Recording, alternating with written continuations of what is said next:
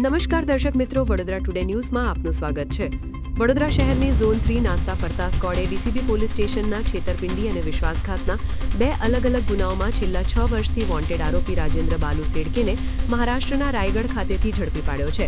આ શખ્સે Patni cooperative bank અને તેના ગ્રાહકો સાથે બોગસ એફડી રસીદો બનાવીને આશરે 1.75 કરોડથી વધુની માતબર રકમની છેતરપિંડી આચરી હતી. પોલીસની ધરપકડથી બચવા માટે આરોપી વેશપલટો કરીને મહારાષ્ટ્રમાં ભાડાના મકાનમાં છુપાઈને રહેતો હતો, જેને પોલીસે સચોટ બાતમીના આધારે ઝડપી પાડી આગળની તપાસ માટે ડીસીબી પોલીસને સોંપી દીધો છે. આવા જ તમામ લેટેસ્ટ અપડેટ માટે જોતા રહો વડોદરા ટુડે ન્યૂઝ.